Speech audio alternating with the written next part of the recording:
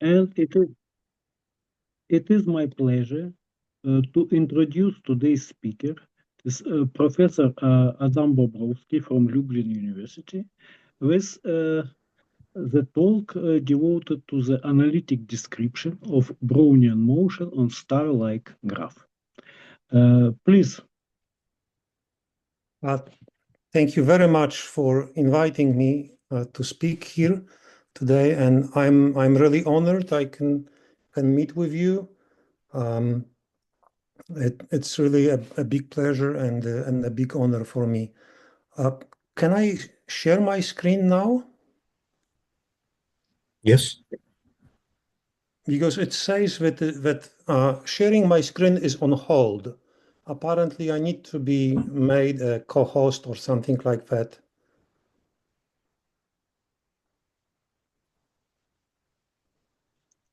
No, you can share. Still says Yes, sharing is on hold. Yes, it's continue sharing. Yeah. We see only black Yes. square. So I need to be allowed to share my screen. Yeah. Okay. Now you are a co-organizer. Okay. Let me check this now. Okay. Same. Yeah.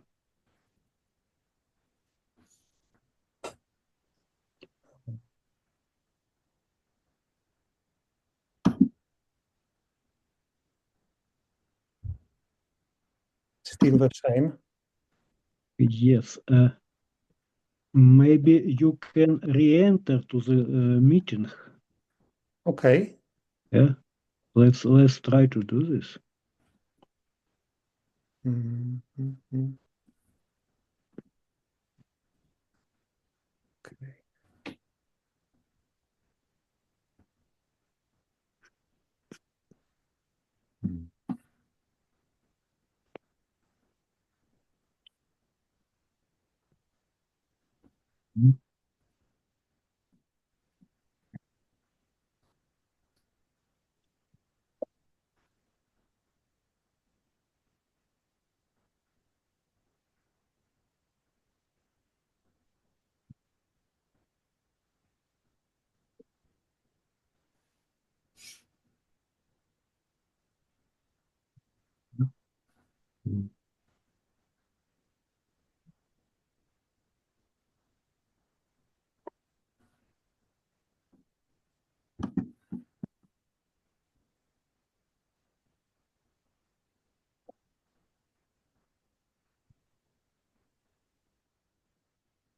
Okay, here I am again.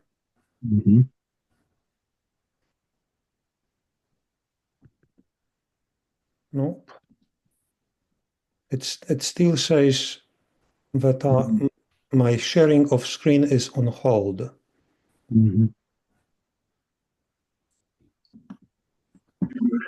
The fundamental problem is that,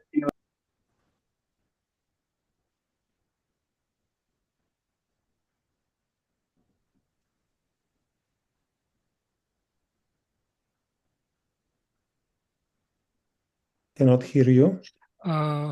We don't see your screen. Adam, and can you send me, for example, your PDF file, and then I can try to share, for example. And then you, of course. I don't know, is it a problem of yours computer or of Let's try at least.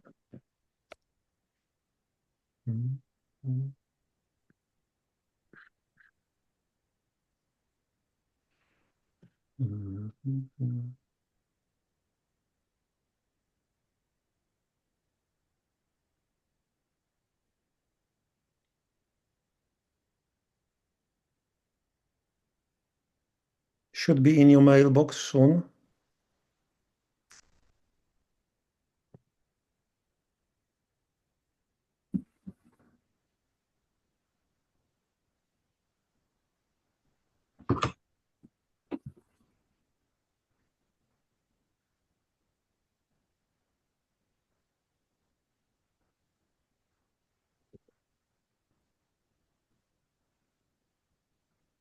Mm-hmm.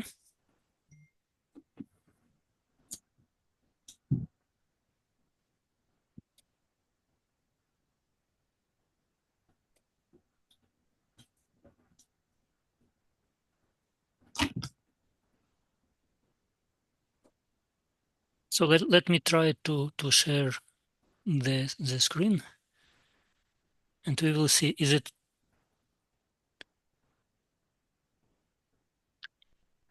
Yeah.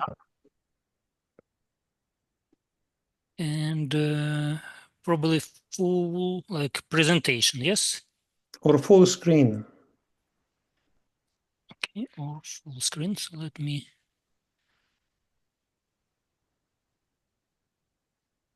Yeah. Oh, full screen. Like this, yes? Mm-hmm. Then just give me signs when to rotate the Sure, page. but okay, so can you do something with a margin so that it's not visible? I mean, it doesn't bother me, but it would be better to have a larger screen than and to use it for bookmarks. No. I mean, oops, like this? You can kill bookmarks, yeah? This? Mm-hmm. Yeah. Yes, Okay. it's better now. Okay. Okay. So again, thank you very much for this opportunity to meet with you, and I hope we could also meet in some other better times than these unfortunate events. I am so sorry. Okay, so the title of our talk, because this is something we are doing together with Andriy Pilipenko, whom you very well known. But the title of our talk is Analytic Description of Brownian Motions on Star-like Graphs. So in a sense, this is the first part of our talk. A week later, Andriy will speak on the stochastic description of such Brownian motions. Okay, you can go to the next slide. So my talk is divided into three parts. First of all, I will give you some, in the introduction, I will present some motivations on why are we working on such processes. Then very briefly in second part, I will tell you about tools that I used in my analytical part. More specifically, I'm going to speak about Feller processes, Feller semigroups, Feller generators, and Feller resolvents, which are the main tools, as I have mentioned, in the analytical part. And then the main section in my talk is devoted to Brownian motions on star-like graphs. And as you will see, this divides furthermore into two subparts. The case where an underlying measure is zero, and then the case where the underlying measure is not zero. So these are slightly different processes. The first part is on processes with continuous paths, and the second part is the processes with jumps. Okay, next slide. So our starting point is a theorem of Feller and Wenzel. This is a very old theorem, and actually this is a whole bunch of theorems, but we would like to, here at this slide, this is just one version of the theorem attributed to Feller and Wenzel. Namely, we are dealing with processes on a compactified positive half line. We have 0 and infinity included. And then we have the space of functions on such a compact. Or alternatively, you can think of functions that are on continuous functions that are defined on the open half line that have limits at 0 and at infinity. And G is a Feller generator in such a space. I will later on tell you more about Feller generators, but roughly this is a generator of a Feller process. So the theorem of Feller and Wenzel says that if the domain of this generator is sufficiently large, I mean, sufficiently is not sufficient, is contained in a nice set. This would be a better presentation. Contains in a nice set, is contained in the set of functions that are differentiable at 0. Then there are constants alpha, beta, and gamma, and the measure. Alpha, beta, and gamma are positive, and measure is also positive on the half-line. The measure can also have a point at infinity, such that equation 1 holds for all elements of the domain of the generator. The measure is a Levy measure, meaning that its singularity around 0 is of the type X, meaning this. You cannot see my cursor. Okay, so you cannot. So this last line of the blue text, here is the condition that says that that M is a Levy measure. Adam, probably you can use not cursor, but annotate and make pictures. Annotate. You can use your mouse if you wish. I do not see annotate. Perhaps here. Okay, let's forget about it for a moment. But so everybody, I hope everybody sees the last line of the blue text. This is the definition of a Levy measure. Andrew, could you go further? Okay. So the case that is by far most important is the case of one-dimensional Laplace operator defined here. Its domain is the space of functions that are twice continuously differentiable on the compact. You may think that these are functions that have limits of first and second derivatives at 0 and at infinity. Further.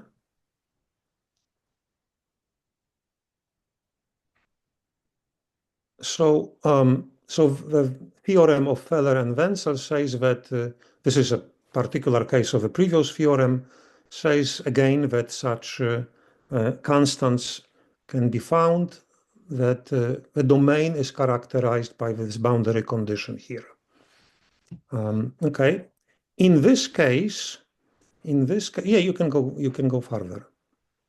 In this case, all the coefficients can be given probabilistic interpretation, and all the boundary conditions can also be given probabilistic interpretation.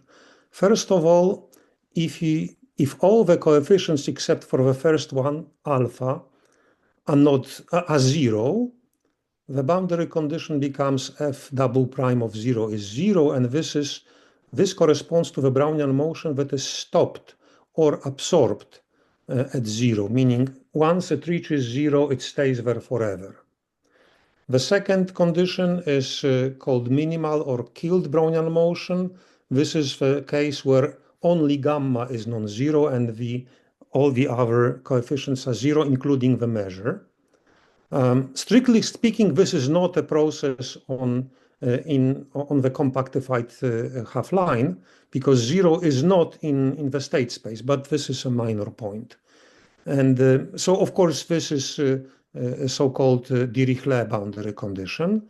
And the third condition is the one that involves only the first derivative, and this is Neumann boundary condition, very well known, and this describes reflected or reflecting Brownian motion at 0.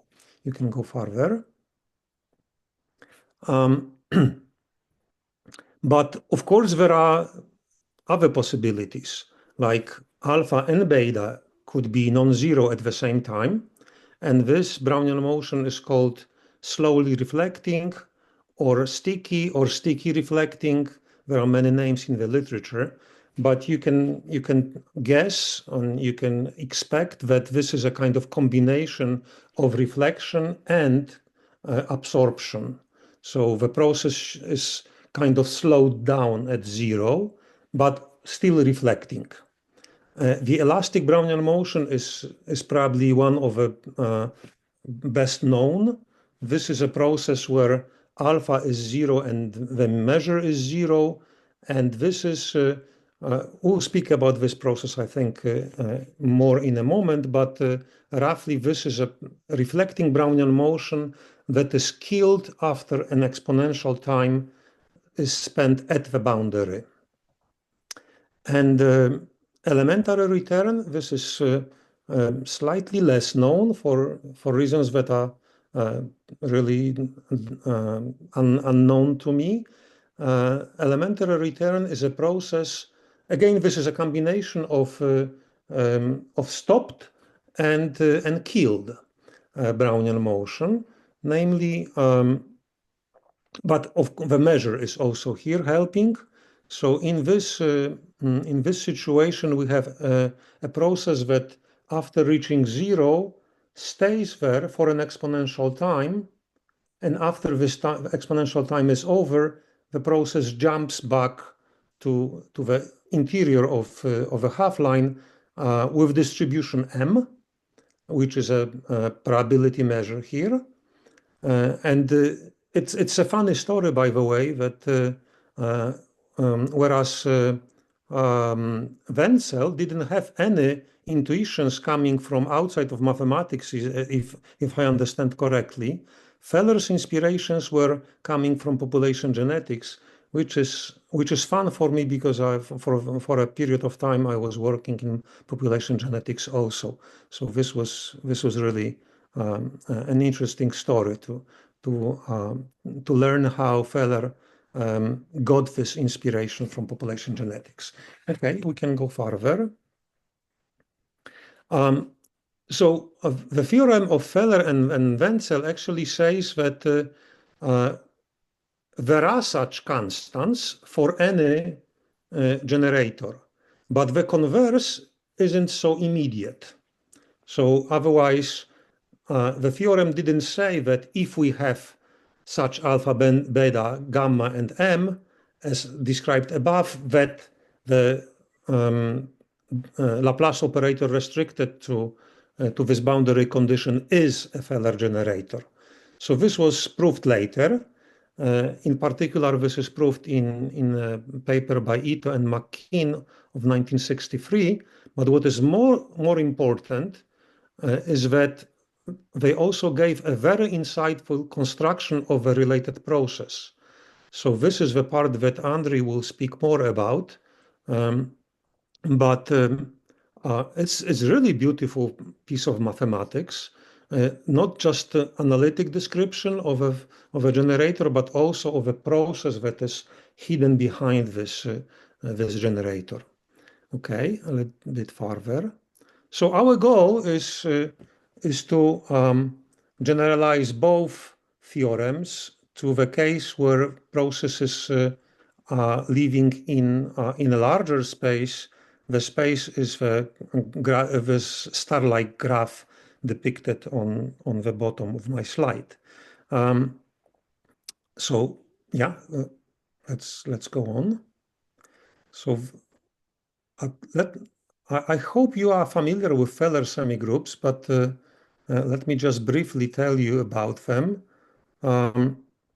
If we have a compact separable metric space, then we consider the space of functions, of continuous functions on this compact, and we consider a Markov process further that has values in this space. And such a process is said to be Feller or to have Feller property if the formula that you see in the middle of the slide, in the center of the slide, defines a strongly continuous semigroup in the space of continuous functions on S. Tau here is the lifetime of a process, and x of t is a Markov process as written above. And the fact that T of t is supposed to be a semigroup is explained in the fourth bullet. And strong continuity means that as t goes to 0 from the right, then the paths of a semigroup go to identity, I should say. By the way, the definition can say both. It can say that this is convergence for each x, or it can say that this is convergence uniform in the space of continuous functions. Both are equivalent, as it turns out. Okay, but it's good that Andri have returned to this slide. This is a very important remark, is that there is also an implication in the other direction. So meaning that if we have a Feller semigroup, then we have a very nice Markov process. In particular, this Markov process is a strong Markov and has Cadillac paths. Okay.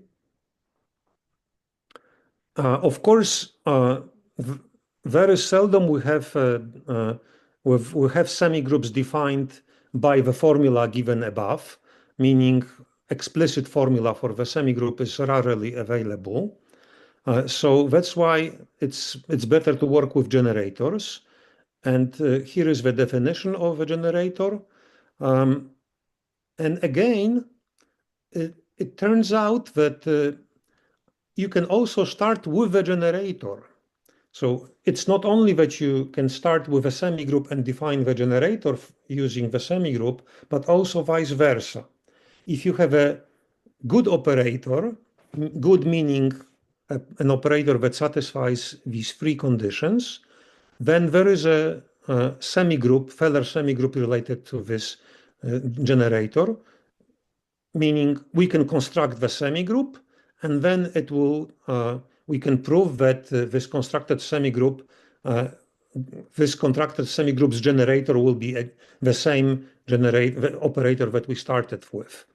So in order for an operator to be a Feller generator, it must be densely defined, it must satisfy the positive maximum principle, and it must satisfy the range condition.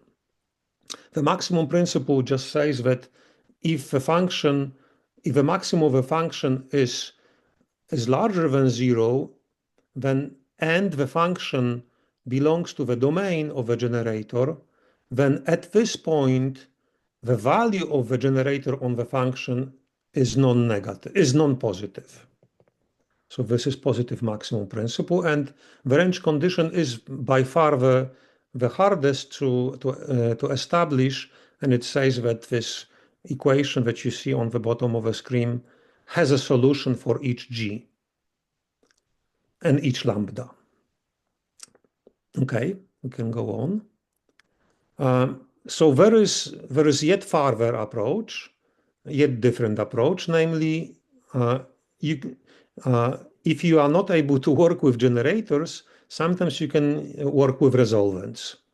And again, there is a Feller resolvent is defined here.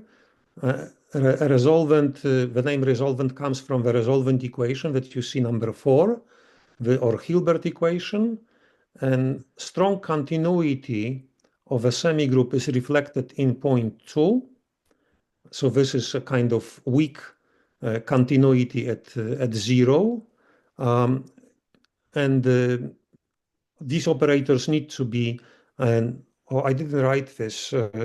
Oh, yeah, it says that these are positive operators. And 3 is an also important property. Okay, could you show the next slide? I think this definition of Hilbert of resolvent becomes more intuitively clear once we note that there is this relation between the object that I just described. The resolvent is the resolvent of the generator and the Laplace transform of the semigroup, or you can think that this is a Laplace transform of a process. So this is what this formula says. Could you go to the next slide? Okay. So as a summary of what all I was talking about, if you want to have a Feller process, it suffices to have either a Feller generator or a Feller semigroup or a Feller resolvent. all of these give you a process, and vice versa. So working with these objects is convenient because you can go from one to the other without losing anything. So that's why Feller semigroups are so easy and so nice to study. Okay, so our goal. So finally, I'm done with preparations, and this is the main part of the talk. So throughout this part of the talk, this calligraphic k is fixed. This is a natural number. This is the number of edges in a star-like graph. S is always going to be this space of, it is going to be simply the graph. And usual description of this graph is K1K, but I'm not going to use it anymore, and just for graph theorists, this is an important notation. And this is an infinite graph. So all the arrays, all the edges are infinitely long. We are going to work in the space of functions that are continuous on this graph. So it's easiest to start with S tilde, which is the sum of sum of k copies of the half-line, compactified half-line. So the space of functions that are continuous on this S tilde is simply a Cartesian product of continuous functions on a half-line, a compactified half-line. And then the space of functions on the graph, continuous functions on the graph, can be identified with the functions in this larger space such that their values at the origin are independent of I. So we simply glue all these edges at the ends. And so, in other words, we'll think of functions on such a graph as vectors of functions on half-line that have common value at 0, and this common value will be denoted f of this small o you can see on the bottom of the screen. So this is to distinguish 0 being the graph center from 0 at the a number 0. Okay, you can go further. And the easy part of the talk is that the theorem of Feller and Wenzel has this counterpart in this case, which is very similar to the case we have already covered, namely if you consider the Laplace operator, which is again the second derivative on each edge, and this is defined only for functions that are twice continuously differentiable and have this value of the second derivative at 0 is the same for all edges. Then we can define the second derivative as you see. And then again, if we look at restrictions of such Laplace operator, then all such restrictions that are generators of Feller semigroups have domains visible, characterized by the boundary condition that you see on the third line from the bottom. Okay, so again, alpha, beta. Here there is a number of betas. Just notice that okay, while the second derivative at 0 is common for all edges, the first derivative does not have to. So the derivatives at 0 on different edges could be different.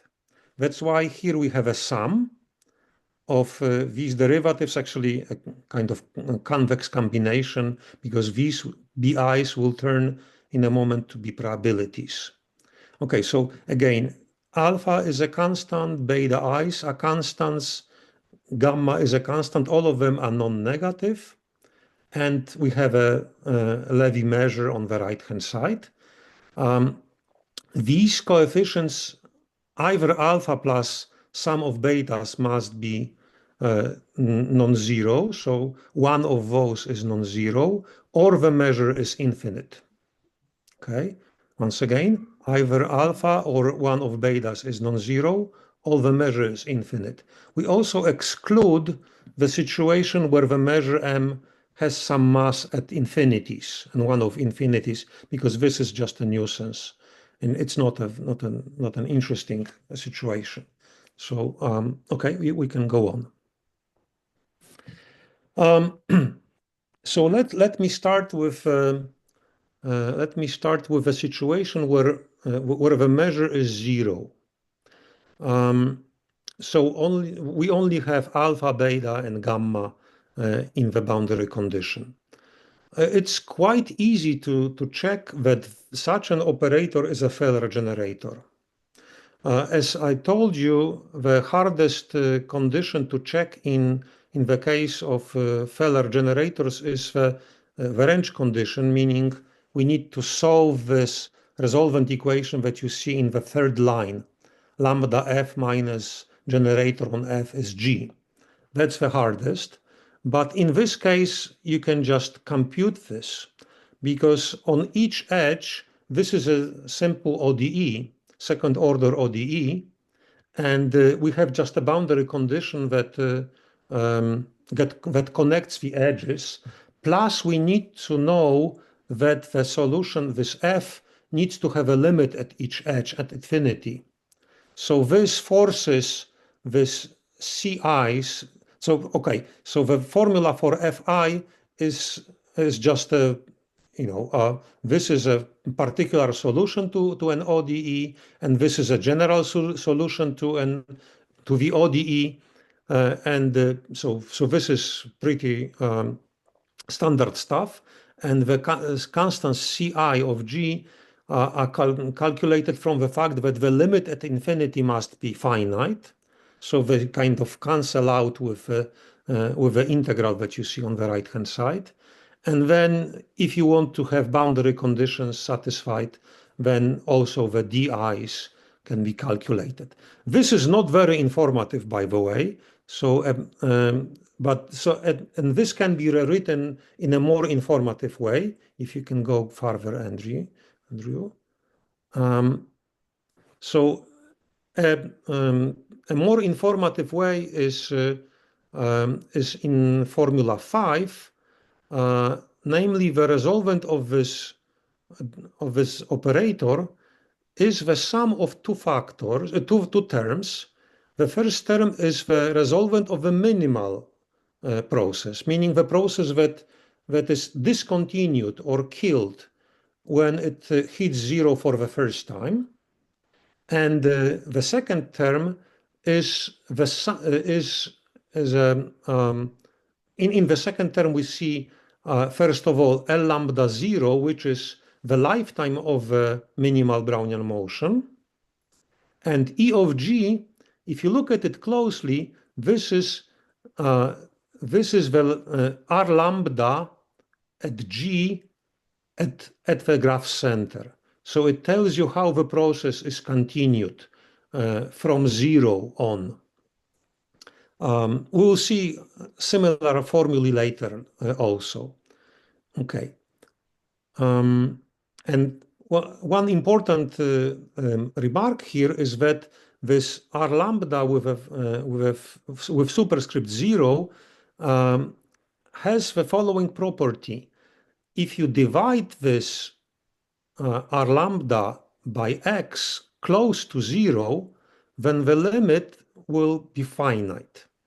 So this makes R lambda 0 integrable with respect to any Levy measure, which is going to be important later. That's why I'm making this note here. Okay. Okay.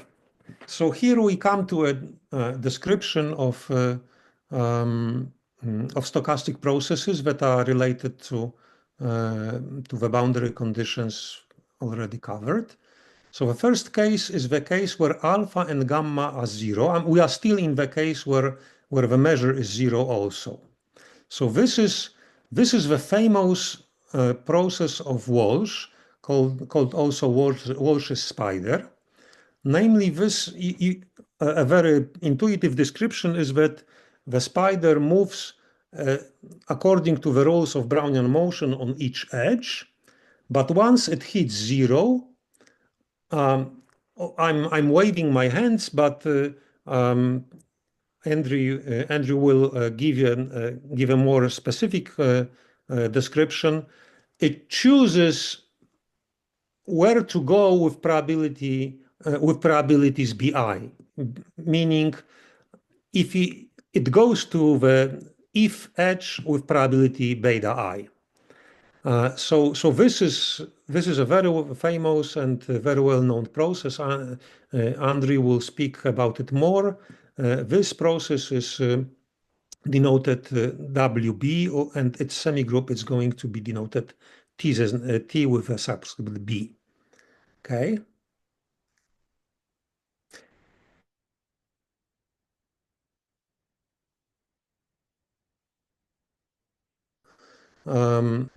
Of this Walsh's spider. Okay, it says that my connection is unstable. Can you hear me? Yes, we hear you. Okay, Yes, great. Okay, so perhaps this is not mine. Oops, pardon. What happened? Okay, so I occasionally, here, yes. Okay. Okay, so this construction of my younger colleague is as follows. We start with a space of continuous functions on compactified half-line, compactified by 2 points, minus and plus infinity. We have a Brownian motion semigroup in this space. It's a very well-known formula. So we start the Brownian motion from a point x, we let it run and calculate its expected value. This semigroup has funny properties. For example, if you start with an even function, then the value of the semigroup is still going to be an even function. If you start from an odd function, the value is also going to be odd, meaning that odd functions and even functions are left invariant by this semigroup. Okay, so the next step is to look at the k copies of this semigroup. So this is called Cartesian product semigroup. And so again, it's just on each coordinate, a Brownian motion acts separately. So we have, in a sense, we have k copies of a Brownian motion on k copies of a half-line. A very, very simple construction. And now let's go further. We have a subspace. Okay, let's look at the subspace. This E denotes even part, O denotes odd part. So we look at the subspace where each coordinate has the same even part as other coordinates. And also, if we calculate the kind of average of those functions on each edge, the average being this f with a line above it, this the odd part of it must be 0. So in other words, this must be even. Okay, so it turns out that this space is invariant for the semigroup. This actually follows from what I have just said, that even functions are mapped into even functions and odd functions are mapped into odd functions. So this subspace turns out to be invariant for the Cartesian product semigroup. Okay, let's go further. But what is funny is that it is not only invariant for the semigroup, but also isomorphic to the space of functions on the star-like graph.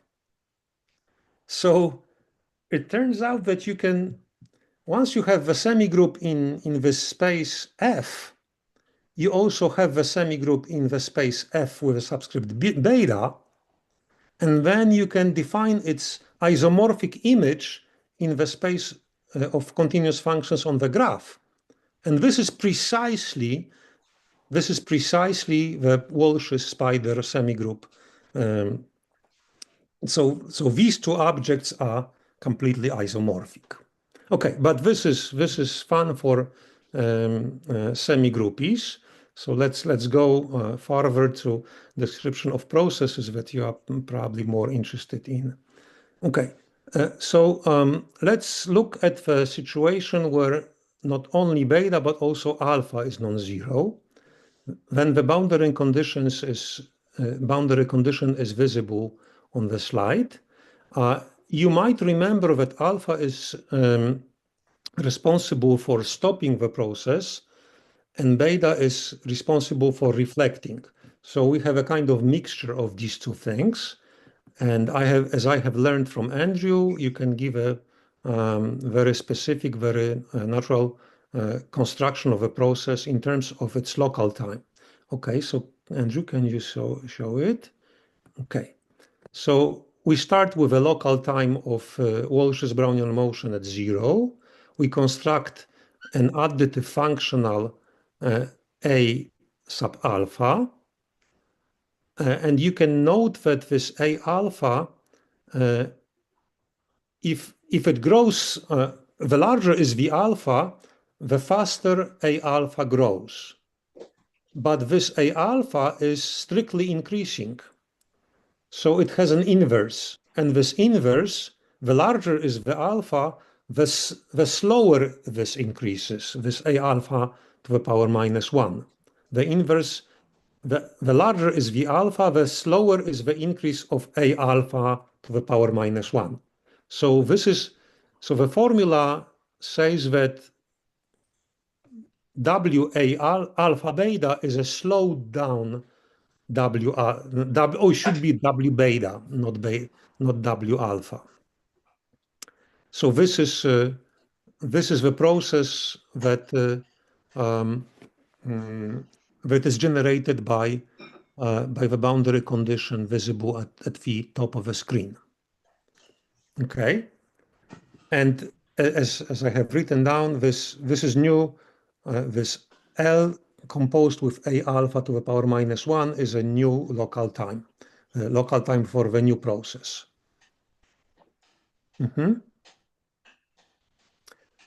We can also add killing. So this is the generator, full generator with alpha, beta, and gamma non-zero. So the boundary condition becomes a bit more complicated. It has an additional term here, and this term is responsible for killing. We have already seen that appearance of f of 0 in the boundary condition has something to do with killing. So this process is killed as follows. Namely, we look at the process W alpha beta, which is W beta slowed down at 0, but after the local time reaches an exponential level, the process is no longer defined. Okay, so this is again very much in similar to what Ito and McKean have proved. Okay, we can go further. Okay, this is something that Andrew likes to stress. We can exchange the order of killing and slowing down, and the result is going to be the same. Okay, so here is the I would say the most interesting part of my talk. We start with M that is non-zero but finite. Okay, so if the measure is finite, we can write it as a multiplicity of a probability measure. Hence, we have this delta, and mu is a probability measure in the boundary condition. So from now on, mu is a probability measure and delta is a positive number. So delta times mu is the old m. Okay. So it turns out that that this process, there is a process related to this boundary condition, and this process can be described as follows.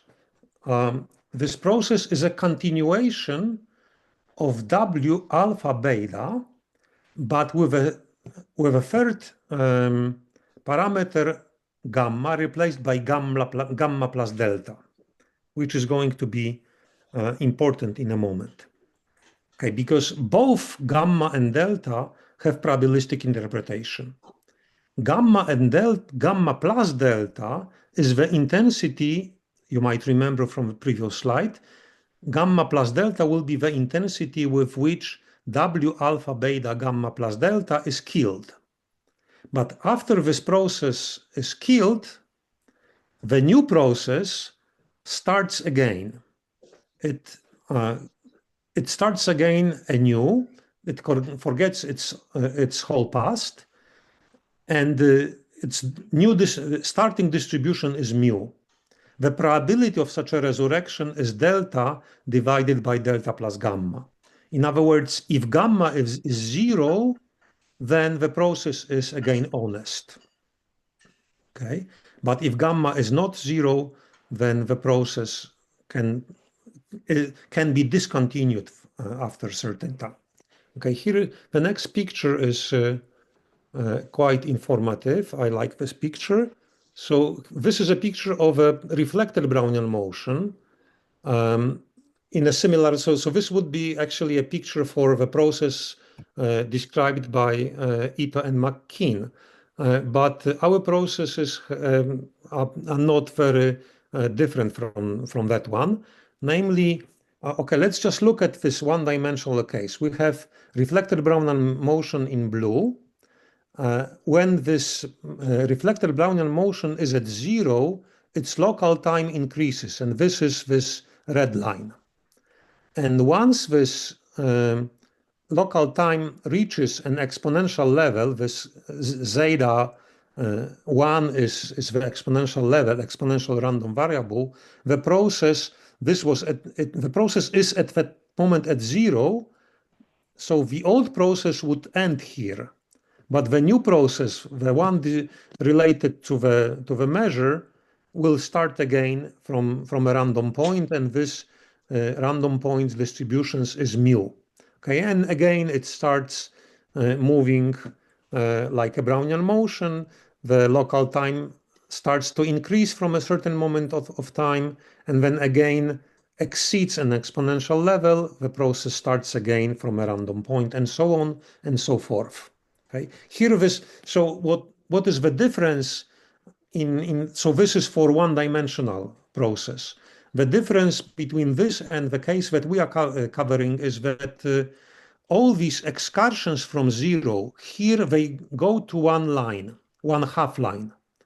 Whereas in our case, each excursion can be, you can think of it that each excursion has a different color because it goes to a different edge.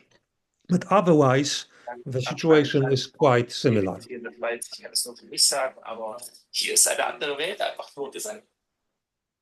I'm sorry?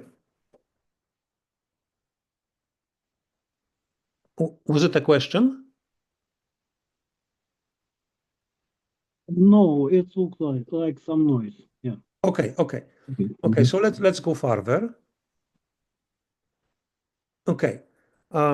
One more thing about this case of finite measure. Namely, I would like to show you the formula for the resolvent, because this is precisely what we were working with. Not the generators, but the resolvents were more appropriate for this analysis. So, as I told you, the new process is a continuation of the old being W alpha beta gamma plus delta. The nu is the process generated by alpha, beta, gamma, and delta times mu. So this new process, if you look at this, its resolvent, it's again going to be a sum of two terms. The old process plus the Laplace transform, this L lambda is the Laplace transform of the lifetime of the old process times this integral and also this delta divided by gamma plus delta, which is the probability of restarting the process after the old process is discontinued. This is just a reflection of strong Markov process of strong Markov property at tau, at the time when the old process is discontinued. Okay, you can go further. So if you look at this formula, you could notice that this, if we were to use this formula as a definition of R lambda nu, then we would define the new object by the new object, because we again have this R lambda nu on the right-hand side. But fortunately, you can integrate both sides with respect to mu to calculate this red term. And this red term, after a little massaging, becomes precisely m of g, which you see on the third line from the bottom, m of g times this L lambda. And this L lambda and this m of g has a very interesting structure. Namely, if you look at it look at the numerator. We have integral over delta times mu, because actually this is delta times mu is our measure. Okay, in a moment this delta will increase to infinity, and mu also will be replaced by a sequence of measures, and these probability measures are going to when multiplied by deltas, they will converge to our measure, Levy measure. And you might remember from one of the slides that the minimal resolvent is integrable with respect to the Levy measure. Now this R lambda old, let's look again at it. R lambda old is the resolvent of a process that we have in the first line. This is W, alpha, beta, gamma plus delta. And as I told you, delta is going to increase to infinity in a moment. So this means that this X old will be in the limit killed immediately upon reaching zero, the graph center. So in other words, we will be able to deal with the numerator quite easily, because we will simply use dominated convergence theorem to prove convergence of expressions like you see in the last line. And the same applies to the denominator, because we simply have a particular case of a numerator where we have just, instead of g, we have one s. But these are technical things, but just wanted to tell you how this is proved. Okay, so I'm almost done. I think I need 2 more slides. So here is the case of infinite measure mu. If we have such an infinite measure, then the idea is to approximate the process related to such a boundary conditions by simpler ones. Could you show the next slide? Okay, so we simply look at the sets of points on the graph that are farther away from zero than epsilon, and look at the total measure of such a set. And then we restrict the measure M to such sets only, okay, and let epsilon go to zero.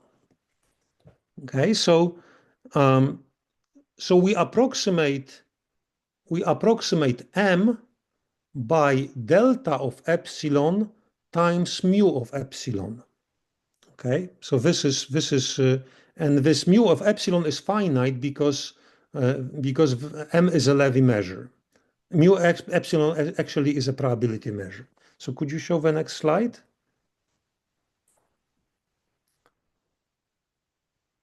Okay, so here is the theorem simply says that the idea is quite good, is just very good idea. If you let epsilon go to 0, then resolvents, processes, semigroups, everything converges to what we wanted to obtain. In other words, this generator G alpha beta gamma M is a Feller generator, and the semigroup it generates can be obtained as the limit of those processes that we have considered on the previous slide.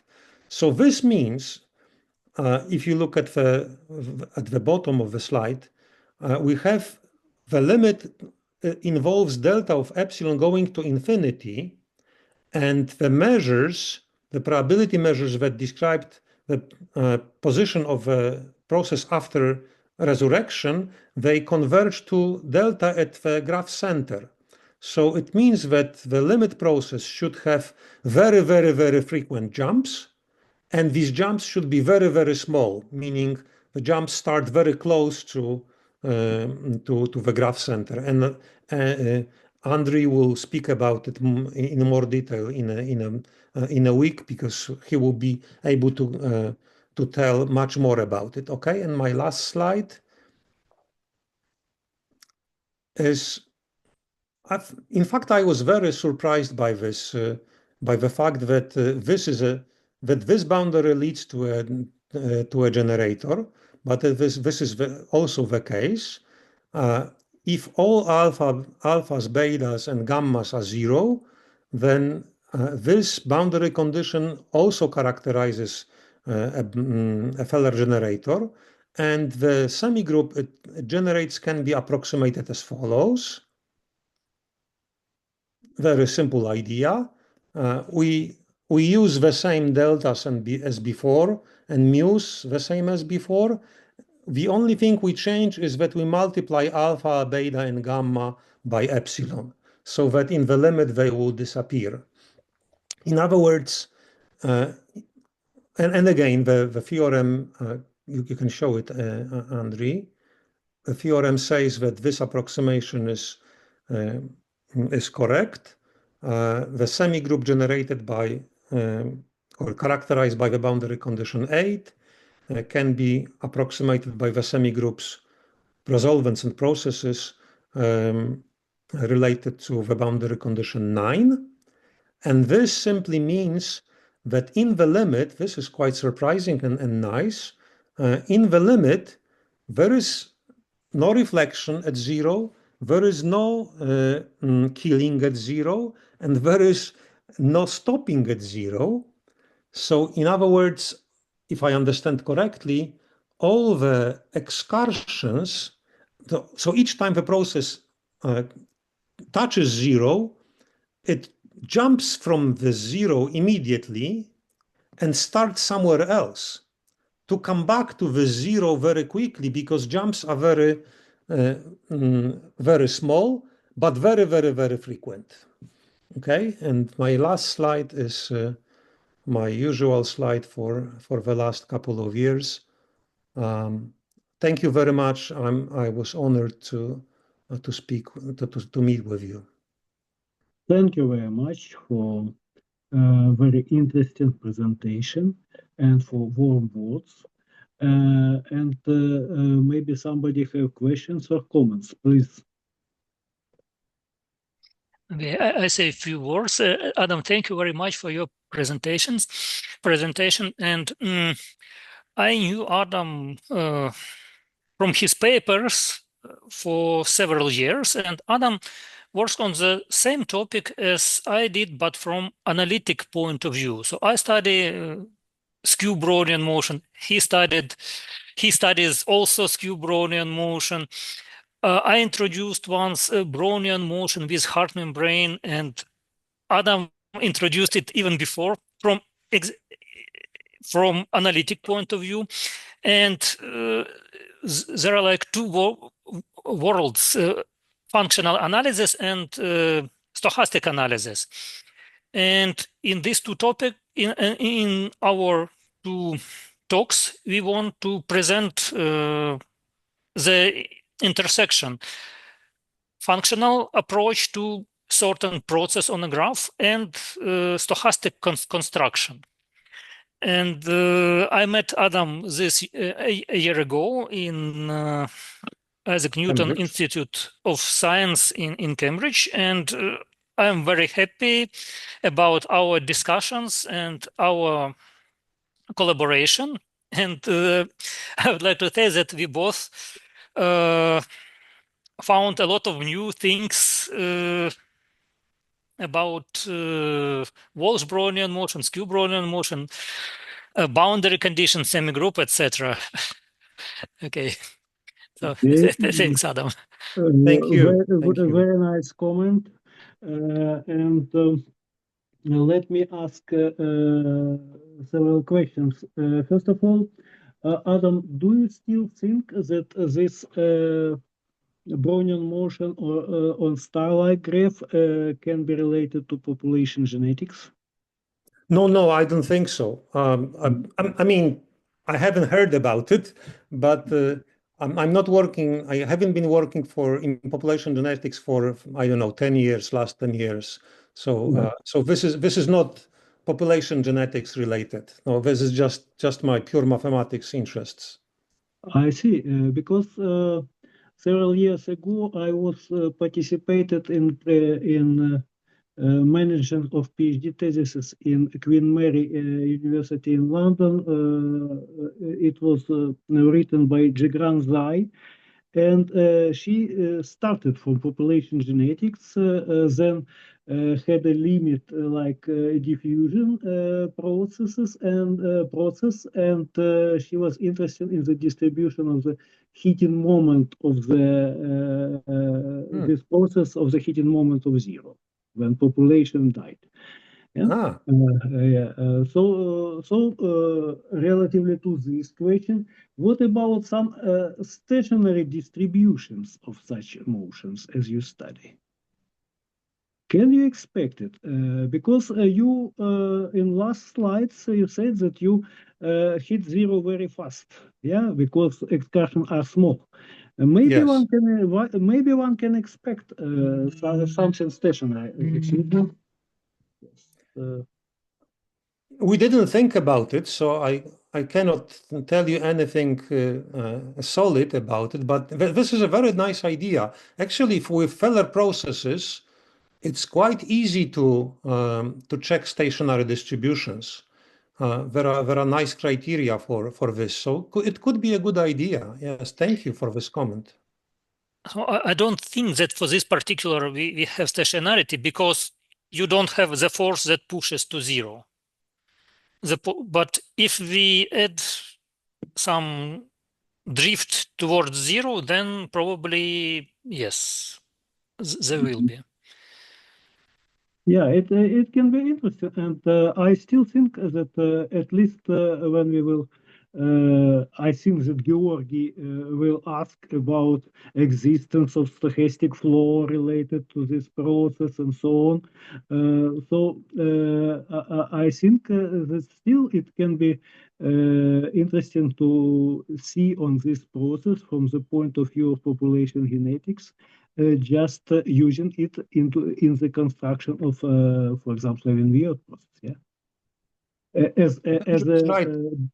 as a bricks for construction, yeah. But it would be really helpful to have drift towards zero. Yes.